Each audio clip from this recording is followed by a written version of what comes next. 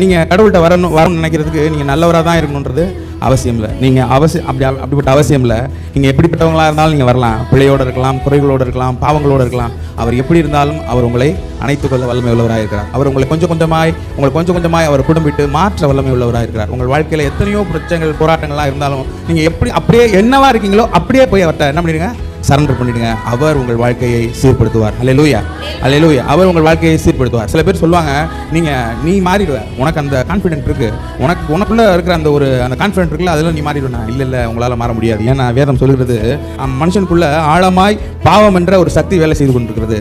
அந்த சக்தியை தாண்டி ஜெயிக்கணும்னா கர்த்தரோட கிருபை நமக்கு இருக்கணும், அவரோட வல்லமை நமக்கு இருக்கணும், அவரோட துணை நமக்கு இருக்கணும். அது இருந்தால் ஒழிய நம்மளால் என்ன பண்ண முடியாது, அதுலேருந்து வெளியே வர முடியாது. கர்த்தர் நம்மோடு இருக்கும் பொழுது, அவர் உங்களுக்கு பட்சமாக இருக்கும் பொழுது, உங்களுக்கு எதிர்த்து இருப்பவன் யார்? அவர் உங்களோடு இருக்கிறார், அவர் உங்களோடு பட்சமாக இருக்கிறார். ஆவிக்குரிய